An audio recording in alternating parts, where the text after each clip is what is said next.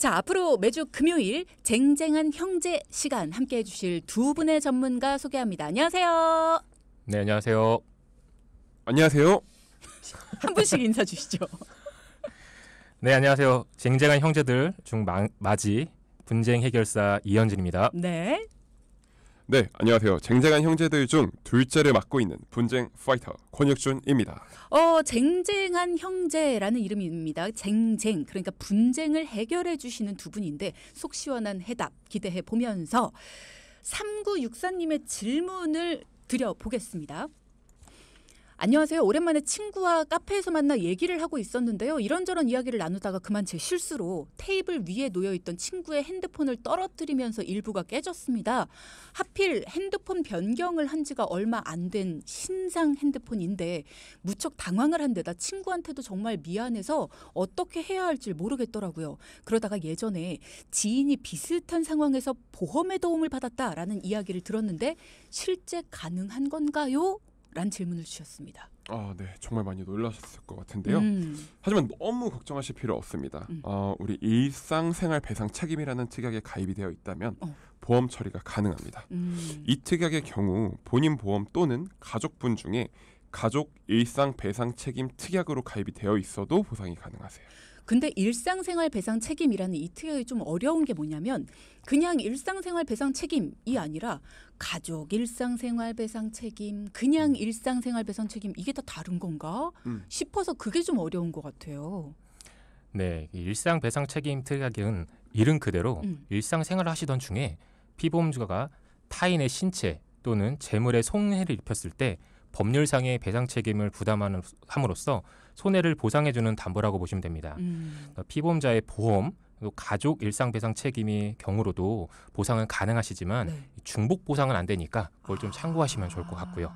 근데 가족분의 이제 특약으로 보상을 받으시려면 이 주민등록상 거주지가 또 동일해야 됩니다. 이런 거 참고하시면 좋을 것 같고, 네. 근데 이 특약은 그러니까 우리 삶 속에서 일어나는 수많은 경우가 보상될 수 있으니까 알고 계신다면 상당히 많은 도움이 되실 것 같은데요. 다만 이게 가입하신 시점에 따라서 재물의 경우는 자기 부담금이 존재할 수 있으니 꼭 참고하시면 좋을 것 같습니다. 그러면 그냥 일상생활 배상 책임은 나만 되는 거고 가족 일상생활 배상 책임은 나랑 같이 살고 있는 가족의 경우에는 내 걸로도 다 보상이 되고 이렇게 생각을 하면 되는 건가요? 이게 일상생활 배상 책임 특약이 가입하는 시점이나 보험사의 그 특약마다 좀 달라요.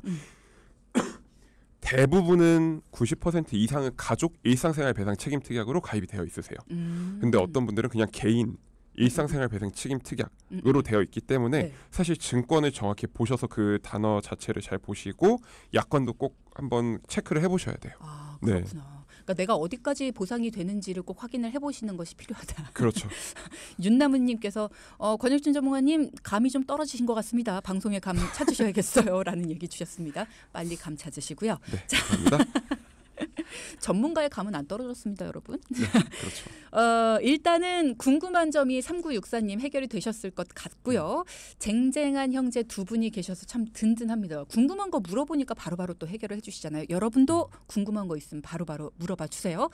자, 그럼 오늘은 어떤 얘기 해주실 건지 오늘 이야기 본격적으로 시작해 볼까요? 네, 오늘은 이제 보험 관련해서 분쟁이 많은 사례와 관련된 내용들 좀 준비를 해봤습니다. 분쟁 사례를 다룰 때 보험사가 너무했나? 보험금을 받아야 하는 거 아니야? 어떻게 안 줄 수 있냐? 등을 억울한 사례가 정말 많죠. 그렇죠. 더군다나 이런 보험 관련 분쟁들은 보험 소비자가 알고 있는 보장 내용과 약관 내용과의 이 괴리감 때문에 정말 많이 발생해요. 그렇죠. 그래서 오늘은 특히나 대중적으로 많이 유지하고 계신 수술비 특약, 요거에 대한 분쟁에 대한 내용 살펴볼 예정입니다. 자, 여러분도 집중하셔야 됩니다. 왜냐하면 보험을 가입하시는 분들 중에 본인의 보험 상품 약관을 일일이 찾아보시는 분들, 증권도 사실 우리 맨 처음에나 이런 거 내가 가입했구나 하고 쓱 넘기지 약관 보시는 분들은 거의 없거든요. 네, 맞습니다. 보험 약관은 한 400페이지 이상이 되거든요. 그래서 어쩔 때는 똑같은 이야기 같지만 완전히 다른 이야기가 될 수 있다는 게 약관인 거죠. 그래서 이제 본격적인 분쟁 사례 하나를 말씀을 드릴 건데요. 네. 이분의 경우 식사를 하시던 중에 치관 파절로 치수 절제술을 시행하셨어요. 그래서 수술보험금을 청구하셨는데 보험금 지급이 거절된 거죠. 여기서 치관 파절이라 하면요. 네. 우리 잇몸 위에 치아가 있죠. 그 그쵸. 치아 상부 겉에만 파손이 되신 경우라 보시면 될 것 같고요. 치수 절제술은 간단하게 말씀드리면 이제 신경 치료 정도로 이해하시면 좀 좋을 것 같습니다. 그래서 이런 경우 그럼 과연 어떻게 하면 되냐? 실제로 이런 경우도 정말 많이 있거든요. 그래서 동키 여러분들도 좀 의아할 수 있는 게 분명 치수 절제술이란 명칭 때문에 이거 수술비 아닌가? 수술금 보험금 지급이 왜 거절됐지? 이게 라고 생각하실 수 있다는 거죠. 그렇죠. 일단은 치관 파절로 치수 절제 수술을 받은 것 같은데 나 왜 수술 보험금 안 줘? 이렇게 될 수 있거든요. 술자가 붙으면 수술 같다. 이렇게 당연히 우리는 그쵸. 일반인들은 생각을 하거든요. 왜 거절이 됐죠? 사실 치수 절제술이라는 이게 과거에는 이 명칭으로 인해서 수술로 오인해서 보험사에서 수술 보험금을 지급하는 사례가 사실 적지 않았어요. 전에는 수술 보험금이 지급이 되었던 거죠. 그럼 지금은 왜 안 되냐? 치수 절제술에 대해 보험금이 지급되지 않는 것은 사실은 너무나 당연한 겁니다. 당연하다고요? 네, 왜냐하면 아까 우리 이현진 전문가님이 말씀하셨듯이 치수 절제술은 사실 우리가 흔히 말하는 신경치료이기 때문입니다. 신경치료가 생각해보면은 우리가 마취 주사 놓고 치아 내부에 신경 깊숙이까지 치료를 해서 이렇게 긁어내는 거잖아요. 그게 처치술이라고 봐야 되나? 그렇게 하는 거잖아요. 예, 맞습니다. 치수 절제술은 그러니까 치아 내부의 치수, 그러니까 즉 치아 신경을 제거하신 후에 세정, 소독 등을 하시고 비활성 물질로 메워주는 치료 방법이라 생각하시면 됩니다. 네. 그래서 우리가 흔히 아까도 말씀드렸지만 신경치료라고 하는 거죠. 근데 안타깝게도 수술 보험금은 약관에서 정하는 수술의 정의에 해당하는 치료를 시행받으신 후에 그런 경우에만 지급이 될 수 있다는 거죠. 지금까지만 얘기를 들어도 치수 절제술이 왜 수술이 아닌가에 대해서는 이해가 잘 안 가거든요. 자, 약관상의 수술의 정의가 무엇인지 정말 중요한데요. 약관에서 수술이란 치료를 직접적인 목적으로 의료기구를 사용해서 생체의 절단, 절제 등의 조작에 해당하는 행위로 정의를 합니다. 네. 다만 여기서 요게 중요해요. 약관에선 다만 흡인, 천자 등의 조치 및 신경 차단은 제외하고 있다고 나와요. 이 말이 중요하군요. 네, 맞아요. 흡인은 주사기 등으로 빨아들이는 것이고 천자는 바늘 또는 관을 꽂아 조직을 뽑아내거나 약물을 주입하는 것이에요. 그리고 마지막으로 신경 차단은 저희가 지금까지 말씀드렸던 신경 치료가 여기에 해당되는 거죠. 그러니까 약관, 보험에서 말하는 수술의 정의가 중요한데 수술 보험금을 받기 위해서는 보험사에서 정의하는 수술에 해당이 돼야 되는데 보험사에서 말하는 수술은 의료기구를 사용해서 치료를 목적으로 생체의 절단, 절제 등의 조작에 해당이 돼야 되는데 그게 해당되지 않아서 그렇기 때문에 신경치료는 거기에 해당되지 않기 때문에 수술 보험금을 받을 수가 없었다. 치아보험이 있으셨다면 받을 수 있었을 텐데 그것도 없으셨나 봐요, 이분은. 그렇죠. 이분 안타깝게도 치아보험은 없으셨는데 근데 한 가지 이분은 지금 저희가 말씀드렸던 사례가 식사 중 치관 파절로 치수 절제술을 받으셨다. 그러니까 즉 신경치료를 진행하셨던 분이라 말씀을 드렸거든요. 네네. 근데 수술 특약에서는 지급되지 않는 게 맞죠. 근데 골절 진단금 특약을 한번 보실 필요가 있다는 겁니다. 골절 진단금 뼈 부러지는 거 아니에요? 예, 맞습니다. 네, 골절 진단금 꼭 체크해 보셔야 되는데 일반적으로 골절 진단금은 크게 두 가지로 생각하시면 좋습니다. 첫 번째, 골절 진단금 뒤에 치아 파절 제외라고 되어 있는 게 있고요. 네. 또 두 번째, 골절 진단금인데 치아 파절이 포함된 게 있습니다. 괄호 쳐져서 그렇게 써 있던 것 같아요. 네, 그렇게 되어 있는 게 맞아요. 그래서 이제 동키 여러분들도 한번 본인의 증권을 확인해 보시는 게 좋을 것 같아요. 그래서 본인의 골절 진단금에 치아 파절 포함이라고 적혀 있다면 아까 말씀드렸던 식사 중 치아가 깨졌을 때도 보상이 가능하게 되는 거죠.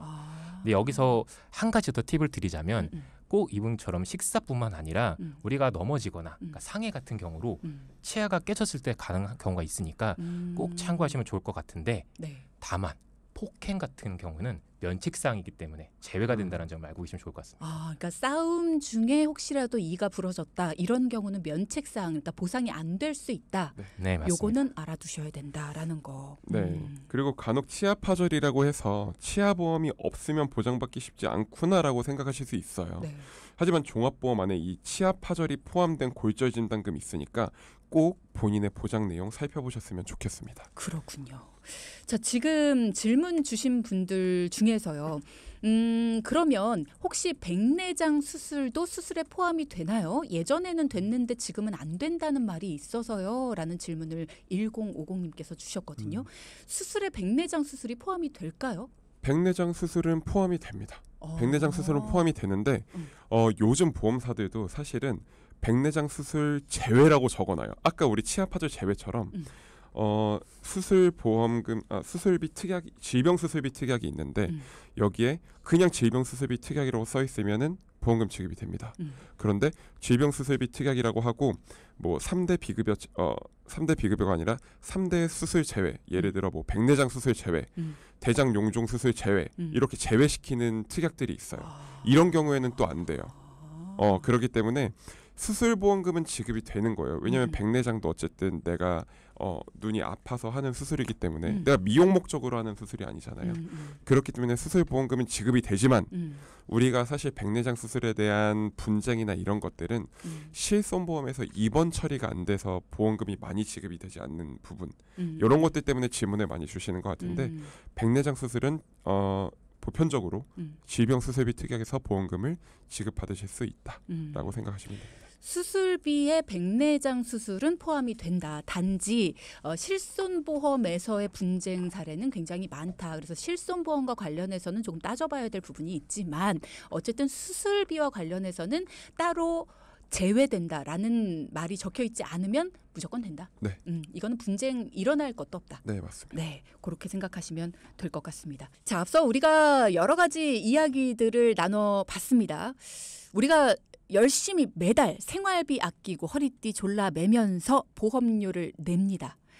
만약의 사태에 대비해서 혹시라도 큰돈 나갈 일이 있을까 봐, 혹시라도 아프거나 다칠까 봐 그래서 내는 보험료인데 진짜 큰일이 닥쳤는데 보험금을 받을 수 없는 일이 생겼을 때 우리는 분쟁이라는 게 일어나죠. 보험료 줘요. 보험금 줘요. 못 줍니다. 주세요. 그럴 때 도와줄 두 남자가 오늘 함께하고 있습니다. 쟁쟁한 형제, 금요일 이 시간 함께하고 있고요. 자, 이번에는 두 분을 만나서 실제로 도움을 받으신 분의 이야기를 들어보도록 하겠습니다. 이분은 어떤 고민을 갖고 두 분을 찾아오셨을까요? 함께 들어보시죠. 안녕하세요. 저는 인천에 살고 있는 50대 후반 주부입니다. 저희는 재혼 가정으로 아이는 없고요. 아이가 없다 보니 저희들 노후만 잘 준비하면 된다는 생각으로 지인 소개로 만난 설계사분께 점검을 받고 보험을 추가로 가입을 했습니다. 그러다 소개를 해줬던 지인이 갑자기 암 진단을 받아서 병원 치료를 받게 됐어요. 지인은 이전에 가입을 해서 걱정이 없다고 했었지만 막상 보험금을 타려고 보니까 내용도 좀 복잡하고 보험료 대비 보상금이 많은 것 같지 않다고 얘기를 좀 하더라고요. 그런 얘기를 듣다 보니까 문득 저희들 보험은 괜찮은 건지 걱정이 되었어요. 저희 아버님이 사실 오래전에 암으로 돌아가셔서 그런 부분들이 좀 걱정이 있었거든요. 제가 지금 가입하고 있는 보험들을 전체적으로 다시 한번 점검받고 싶어서 사연을 올립니다. 꼼꼼하게 검토를 부탁드리겠습니다. 감사합니다. 네, 오늘의 사연자분 50대 후반의 여성분이시고요. 자녀가 없다 보니까 노후만 잘 준비하자. 이런 생각으로 배우자분과 지인 소개로 만난 설계사분에게 보험 점검도 받으시고 추가 가입도 하셨다고요. 근데 막상 지인을 통해 가입한 보험들 제대로 가입이 된 걸까? 보장은 괜찮은 걸까? 걱정이 좀 되시는 것 같습니다. 이분 상황이 어땠나요, 이현진 전문가님? 네. 보장 점검을 해보니 총 보험료는 50만 원 정도 비용이 나가는 상황이었습니다. 오래전에 가입하셨던 실손보험과 건강보험도 있었고요. 네. 당시 이제 친구분의 권유로 가입을 하셨다고 하셨는데 네. 대부분 좀 오래된 보험이라며 기존 보험에 대한 조정보다는 아무래도 부족한 부분을 좀 강조하셔서 새롭게 좀 보완하신 상황이라고 하시더라고요.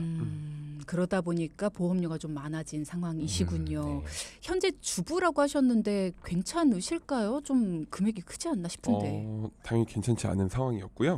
얼핏 보험료만 보면 50만 원, 큰 금액이라고 생각하시는 게 당연하죠. 그런데 사실 내용을 살펴봤을 때는 엄청 큰 비용을 지불하고 계신 것도 사실 아니었어요. 여유가 있어서 그렇다는 게 아니라 가입하신 보장 내용을 보면 그렇다는 말씀을 드리는 건데요. 보험을 구성하는 요소 중 크게 보면 보장보험 및 저축보험이라는 게 있습니다.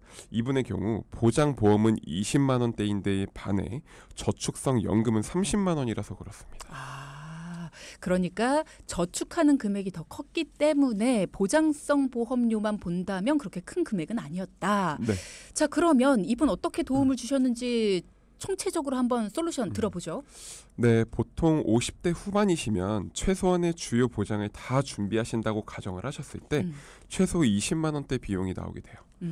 물론 직업, 성별, 건강 상태에 따라 비용 차이가 좀 클 수 있습니다. 보편적인 상황을 설명드리는 건데요. 네. 이분의 경우 가장 중요한 실손보험을 정말 일찍 가입하셨다는 게 가장 큰 장점이었습니다. 2013년도에 실손보험을 가입할 때 주요 담보보장을 조금씩 더 보완하셔서 2가지 상품으로 준비를 하셨는데요. 네. 그래서 이번 지인분 소개로 점검을 하셨을 때 기존 보험이 너무 오래된 보험이라 유지를 제안을 받으셨고 신규 특약인 표적항암 치료비만 보완을 하셨어요. 물론 이 특약도 정말 좋은 담보는 맞지만 암 진단을 받는다고 해서 바로 지급을 받을 수 있는 그런 특약은 아니었습니다. 그렇죠. 네. 만약에 이 치료가 아닌 다른 치료를 받게 된다. 그러면 사실 이 특약은 소용이 없는 특약이 되거든요. 네. 오래된 보험을 바꾸는 게 쉽지도 않으셨을 테고 기존 보험에서 부족한 것만 가입 제한을 받으신 것 같아서 사실 뭐 그렇게 나빠 보인다라는 생각이 들진 않는데 좀 아쉬움을 표현하셨어요. 더 좋은 방법이 있는 것 같은데 어떤 방법인가요? 있죠. 오래된 보험인 경우 보장 내용이 좋은 것도 있지만 사실 가입 당시 나이가 현재보다 좀 어린 거잖아요. 그러다 보니까 당연히 보험료가 좀 저렴한 거죠. 그래서 보험료 대비 보장이 좋아 보이는 착시 현상도 좀 있는 겁니다. 네. 하지만 이분의 경우는 특별한 병력사항이 없으신 분이셨어요. 네. 그렇다면 좋은 조건으로 새롭게 보상 구성이 가능하신 상황이거든요. 그래서 가족력으로 걱정되시는 암에 대한 보완도 유연하게 하실 수 있기 때문에 조금 더 세밀하게 검토하실 필요가 있었습니다. 네, 기존 암 진단비가 3천만 원 정도 있었는데 네. 최근에 의료기술이 발달한 만큼 상당한 치료비가 발생할 수 있겠죠. 그렇죠. 네, 그래서 고가의 표적항암 치료비를 넣으신 건 너무 잘하셨는데 하지만 이제 표적항암 치료비 특약은 특정 상황에 부합될 때만 지급된다는 단점이 있습니다. 그렇죠. 그래서 이제 다른 방법을 좀 고민해서 제안드렸습니다. 네. 일단은 지금 들으시면서 나도 표적항암 치료비 있는데 그거 말고 다른 좋은 방법이 있다고? 궁금하실 것 같아요. 저도 좀 궁금하고요. 빨리 알려주세요. 우선 가장 기본적인 건 암 진단비를 가입하는 방법이겠죠.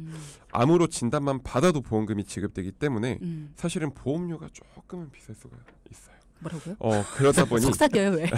보험료가 조금 비쌀 수밖에 없는데 네. 그러다 보니 보완을 해도 넉넉하게 보완을 하기가 사실은 쉽지 않죠. 그렇지. 네. 이걸로 고액의 암 치료를 대비하기가 쉽지 않은 게 현실입니다. 맞아요. 그래서 다른 방법으로 최소 5천만 원에서 1억까지 보장받을 수 있게 도움을 드렸습니다. 1억까지 보완이 가능했다.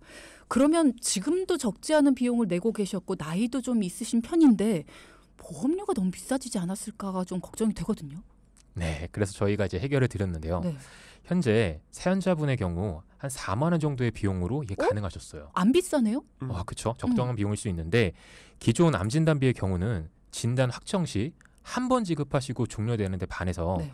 암 치료 지원금, 암 주요 치료비라는 특약으로 준비를 해드렸거든요. 근데 이 특약의 경우는 암 진단비와 동일 보장 대비 보험료가 조금 더 저렴하고요. 매년 누적 금액을 합산해서 일정 금액이 초과되시게 되면 10년간 반복적 지급이 된다는 가장 큰 장점이 있습니다. 그래서 암 진단 확정 후 각종 다양한 치료를 받게 되실 텐데 네. 암 수술, 항암 방사선, 항암 약물 치료 등등 각종 치료 비용을 1년 동안 합산 평가를 하셔서 일정 금액을 초과할 때마다 연간 지급을 받게 되시는 거죠. 그러니까 어떤 치료를 받든 상관없이 치료를 받기만 하면 그 치료를 합산해서 돈을 준다는 거잖아요. 네, 특정 금액을 합산했을 때 일정 금액이 넘어가게 되면 받게 되는 건데 통상 이제 1,000만 원 구간, 뭐 2,000만 원 이렇게 금액이 있기도 하고요. 그러면 너무 비싸다 생각할 수도 있겠죠. 금액이 너무 높은 것 같은데 생각할 수 있지만 그보다 낮은 500만 원 구간도 있고. 그래서 요거는 말씀드렸던 회사마다 다양하기 때문에 한번 검토해 보실 필요는 있겠죠. 그러니까 우리가 어떤 특정 특약을 가입을 하면 그 치료를 받지 않았을 때 무용지물이 되는 경우들이 있어서 그걸 좀 고민을 많이 하시는데 네. 어떤 치료를 받든 상관없이 모든 치료를 합산해서 계산을 하는 게 암 주요 치료비 특약이라는 거기 때문에 요걸 가입을 하면 내가 암에 혹시라도 걸려게 됐을 때 어떤 치료를 받든 상관없다라는 게 굉장히 큰 장점이 될 수 그렇죠. 있겠네요. 그게 가장 큰 장점이에요. 그리고 또 이 암 치료 특성상 장기 치료를 받는 경우가 많고 네. 사실 완치 기간을 통상 5년으로 보고 있잖아요. 장기 치료를 받으시 입원하는 경우보다 통원을 하면서 치료받으시는 경우가 늘고 있어요. 그렇죠. 네. 국민건강보험으로 지원이 된다고는 하지만 아직도 새로운 치료 방법 및 신의약품들은 비급여 항목으로 많은 비용이 들어갑니다. 네, 이럴 경우 실손보험이 있어도 통원비의 한도가 사실 매우 적죠. 개인 부담의 비용이 증가합니다. 이럴 때 사용하기에 좋은 특약으로 생각하시면 될 것 같아요. 네. 저도 최근 높아지는 암 생존율에 비해서 최신 암 치료제는 비급여 항목이 많다. 이런 기사 봤던 것 같습니다. 네, 맞습니다. 2021년 통계청 자료에 따르면요. 83.6세까지 생존 시 암에 걸릴 확률이 38.1%입니다. 보건복지부 자료에는 암 환자의 5년 생존율은 72.2%로 상당히 높은 수치를 보이고 있어요. 따라서 보험에서도 그 기준에 맞춰서 일시적으로 지급하는 방식이 아닌 5에서 10년까지 일정 금액 이상을 사용 시 보완할 수 있는 방법으로 생각하시면 좋을 것 같습니다. 물론 보험 소비자의 나이, 병력, 직업에 따라 달라질 수 있지만 사연자분의 경우 진단 이후 암 치료에 집중할 수 있도록 상담을 도와드리니까 정말 너무 좋아하셨어요. 그렇죠. 네. 너무 좋아하셨을 것 같습니다. 네.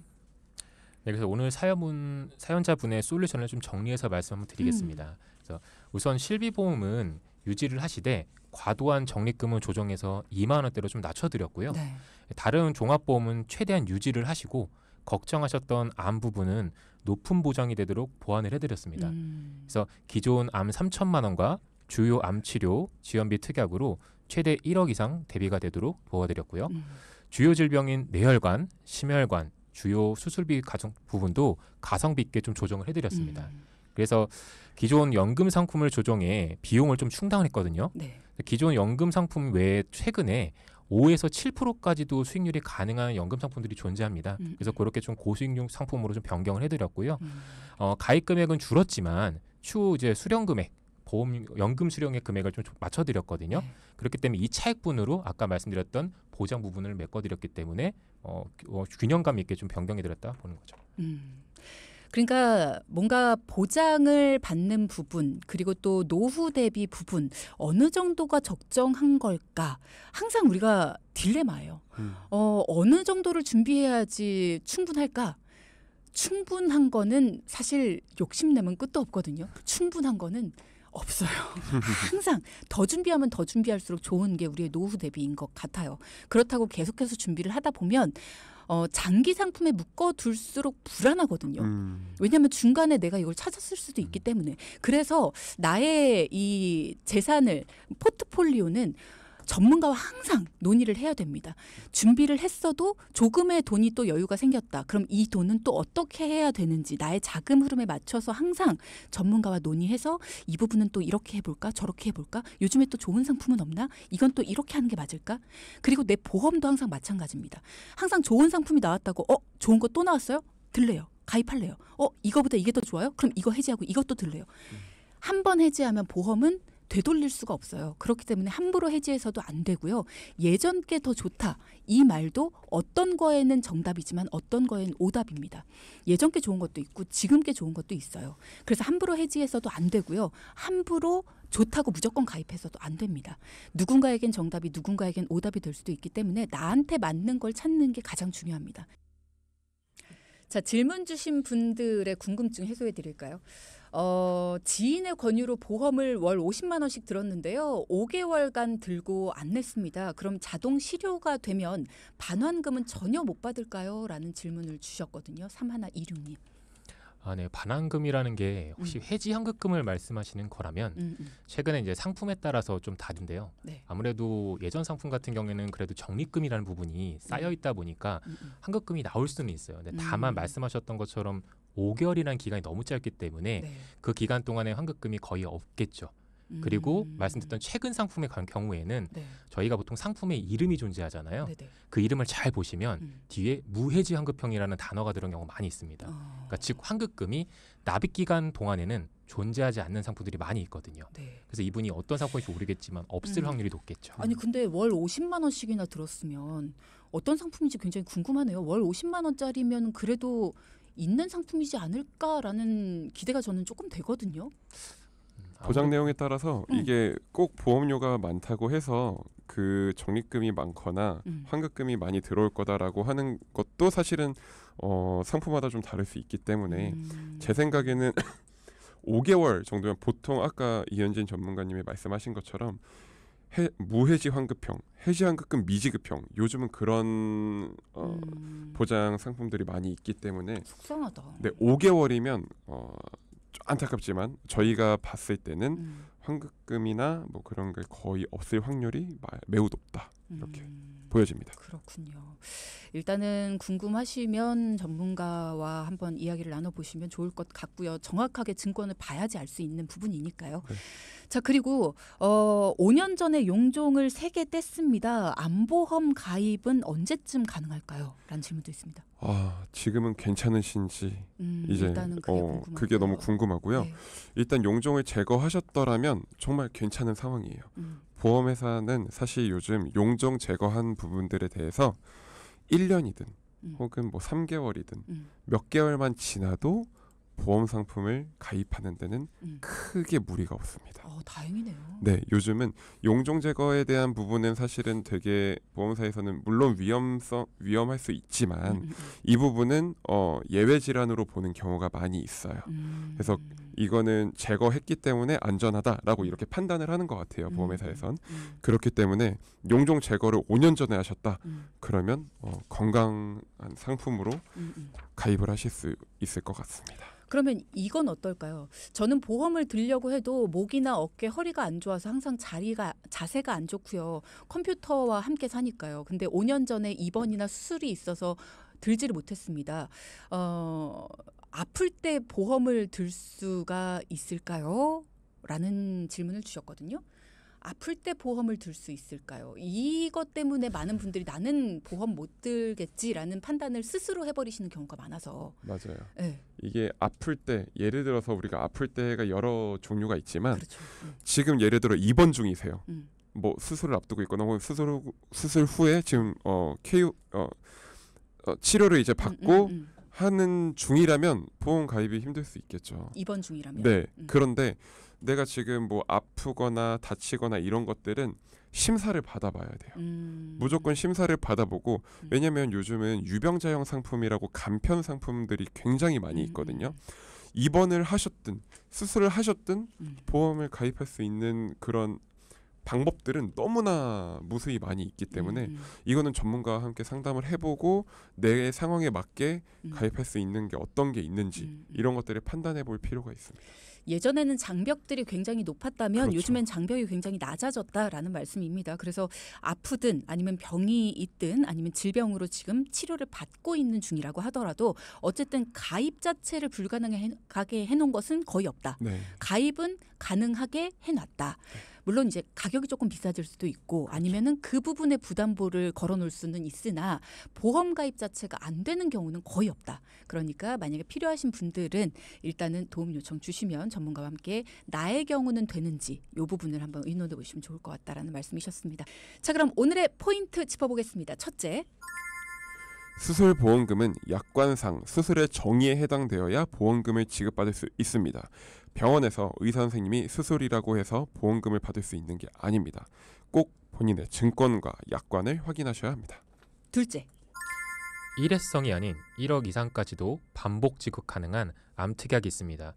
보험사고 발생 전 본인의 암보험 혹은 암특약으로 안전한 치료 그리고 안정적인 생활이 가능한지 체크해 보실 필요가 있습니다. 네, 자 지금까지 쟁쟁한 형제들 이현진 전문가, 권혁준 전문가 두 분과 함께했습니다. 두 분 오늘도 수고 많이 하셨습니다. 감사합니다. 네, 감사합니다. 네. 자, 전문가의 도움 필요하다 하는 분들은요. 문자창 저희 생방송 중에는 계속 열려 있으니까요. 더 미루지 마시고요. 주말과 휴일 생각해보고 월요일 날 한번 마음 먹어보자. 그렇게 미루다가 2024년이 10월까지 왔습니다. 계속 미루는 게 우리 집 자산이 구멍이 커지는 일이다라는 거 꼭 명심하시고요. 여러분도 도움 필요하시면 문자창 샵0999 열려 있고요. 방송 중에 상담해드리는 내용은 청취자 여러분의 올바른 투자 판단을 위해 참고로 드리는 말씀입니다. 금융상품 가입이나 해지 같은 판단은 스스로의 책임으로 결정하셔야 한다는 점 꼭 기억하시고요.